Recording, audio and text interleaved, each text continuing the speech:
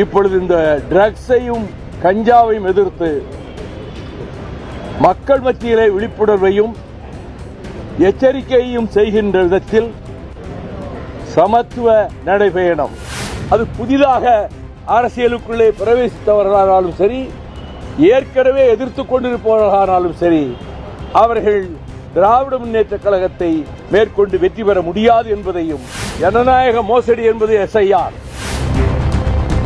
அண்மை காலமாக அல்ல, பல 2-3 வருடங்களாகவே பேராபத்தாக இளைய சமுதாயத்தை, குறிப்பாக மாணவர் சமுதாயத்தை கல்லூரிகளில் மட்டுமல்ல மேல்நிலை பள்ளிகளிலும் ட்ரக்ஸ், போதைப் பொருளும் கஞ்சாவும் சர்வசாதாரணமாக பழக்கப்படுத்தப்படுகின்றன.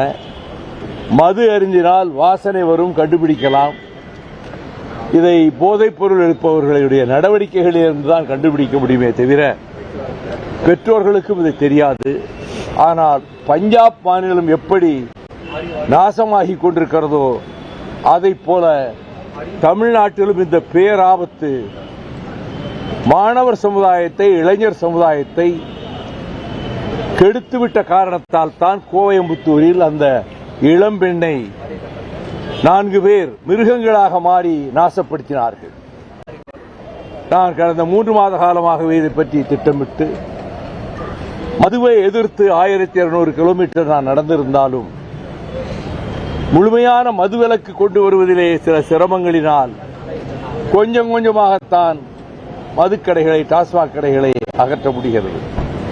எங்கள் கிராமத்தில் நாங்கள் போராடி, என் தாயாரும் நாங்களும் போராடி மதுக்கடை டாஸ்மாகை சூறையாடப்பட்டு ஹைகோர்ட்டிலே ஜெயலலிதா அரசு முறையிட்டு அங்கும் எங்கள் பக்கமே தீர்ப்பாகி உச்சநீதிமன்றத்திலும் அவர்கள் நாங்கள் திறக்க வேண்டும் என்ற போது உச்சநீதிமன்றமும் அதை நிராகரித்து கலிங்கப்பட்டி ஊராட்சி மன்ற தீர்மானம்தான் செல்லும் என்று அது தீர்ப்பளித்தது.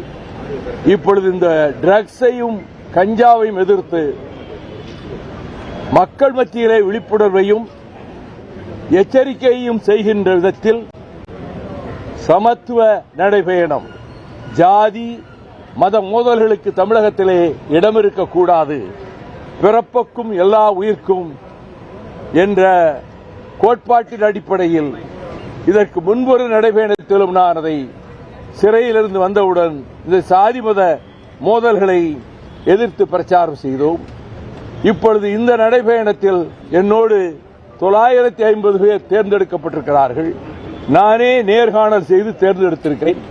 பெரும்பாலான கல்லூரி மாணவர்கள் இதிலே வருகிறார்கள். பொறியியல் கல்லூரி மாணவர்கள், மருத்துவக் கல்லூரி மாணவர்கள்.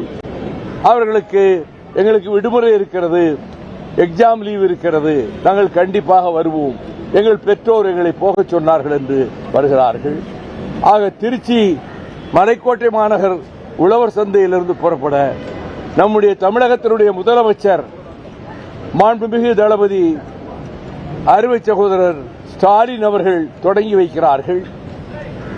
அங்கே காங்கிரஸ் கட்சியின் சார்பிலே செல்வ பெருந்தகையும், இந்திய யூனியன் முஸ்லீம் லீக் தலைவர் பேராசிரியர் கோதர் மைதீன் அவர்களும், அதைப் போலவே விடுதலை சிறுத்தைகளின் நிறுவன தலைவர் சகோதரர் தொல் திருமாவளவன் அவர்களும், உலகநாயகன் கமல்ஹாசன் அவர்களும் தொடக்க நிகழ்ச்சியிலே பங்கேற்றுக் கொள்கிறார்கள்.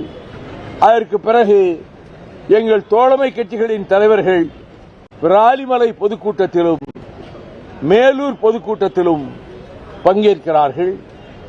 நிறைவு நிகழ்ச்சியாக மதுரையில் ஜனவரி 12ஆம் தேதி கவிப்பேரரசர் வைரமுத்து அவர்களும் புரட்சி தமிழர் சத்யராஜ் அவர்களும் அங்கே வந்து நிறைவுரைக்கு வாழ்த்து சொல்லுகிறார்கள்.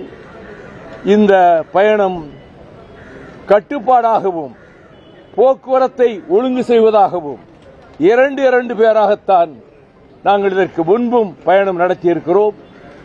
டிராபிக் போலீஸ் எங்களிடம் வந்து எங்க வேலையெல்லாம் உங்க தோழர்களே கவனித்துக் கொண்டார்கள், வாகனங்கள் வந்து போய் கொண்டிருக்கும், எந்த இடையூறும் இருக்காது, கட்டுப்பாடாகவும் ஒழுங்குமுறையோடும் இந்த சமத்துவ நடைபயணத்தை வெற்றிகரமாக நடத்தி தர அனைத்து தரப்பினரும் முன்வந்தாலும் தொலைக்காட்சி ஊடக நண்பர்களும் பத்திரிகை நண்பர்களும் மக்களிடம் இதை செய்தியை கொண்டு போய் சேர்த்தால் அந்த விழிப்புணர்வு நாங்கள் என்ன நோக்கத்திலே ஏற்படுத்த முனைகிறோமோ அத்தகைய விழிப்புணர்வை ஏற்படுத்த முடியும் என்று நான் நம்புகிறேன்.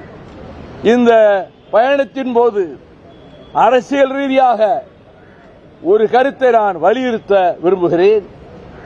நடைபெற இருக்கிற 2026 சட்டமன்ற பொதுத் தேர்தலில் திராவிட முன்னேற்றக் கழகத்தின் தலைமையிலான இந்த மதச்சார்பற்ற கூட்டணிதான் மகத்தான வெற்றியை பெறும்.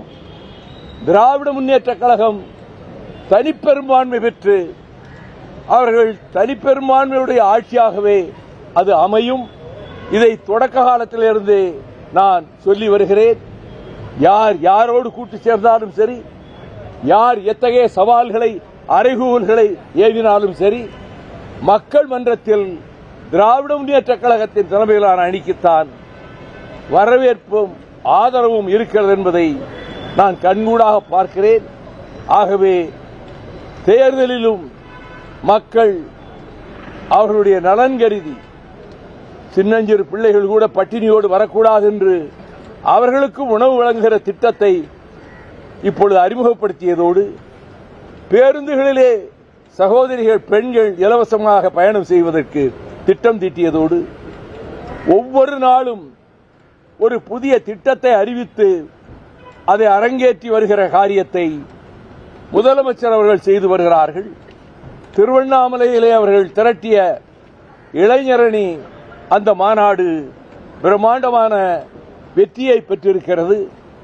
விளையாட்டுத் துறையையும் அவர்கள் ஊக்குவிப்பதால்தான் world cup junior hockey tournament இங்கே நடைபெற்றது. நான் நாள் தவறாமல் அத்தனை மேட்சுகளை போய் பார்த்தேன். ஆக ஊக்குவிக்கின்ற விதத்திலே அத்தனை துறைகளையும் சிறப்பாக இந்த அரசு இயங்கிக் கொண்டிருக்கிறது. விமர்சனங்கள் எல்லாம் தவிடுபடியாகி போய்விடும். யார் என்ன முயற்சி செய்தாலும் சரி, அது புதிதாக அரசியலுக்குள்ளே பிரவேசித்தவர்களானாலும் சரி, ஏற்கனவே எதிர்த்துக் கொண்டிருப்பவர்களானாலும் சரி, அவர்கள் திராவிட முன்னேற்றக் கழகத்தை மேற்கொண்டு வெற்றி பெற முடியாது என்பதையும் மக்கள் மன்றத்தில் திமுக கழக தலைமையிலான வெற்றிக்கு நாங்கள் பாடுபடுவோம் என்பதையும் இந்த பயணத்தின் போதே ஆங்காங்கு மக்களிடம் தெரிவிக்கின்ற கருத்துக்களில் ஒன்றாக நான் முன்வைக்க இருக்கின்றேன். கூட்டணி பேச்சுவார்த்தை எப்ப தொடங்க இருக்கிறீங்க? அது யாரும் அங்கே தொடங்கவே இல்லையே. அது உரிய நேரம் வரும்போது தேர்தல் அறிவிப்பெல்லாம் வர்றதுக்கு முன்னாடி தான் பேச்சுவார்த்தை நடக்கும். இப்பயே முன்கூட்டியே அவங்க யூகங்களை சொல்லிட்டு நாங்கள் பேச்சுவார்த்தைகள் நடத்துறோம் மற்ற கட்சிகள் சொல்லிட்டு இருக்கலாம். அது குறிப்பா அந்த தேர்தல் அறிவிப்பு வர இருக்கிற நேரத்தில் தான் பேச்சுவார்த்தைக்கு அழைப்பார்கள். அப்பொழுது பேச்சுவார்த்தை நடைபெறும்.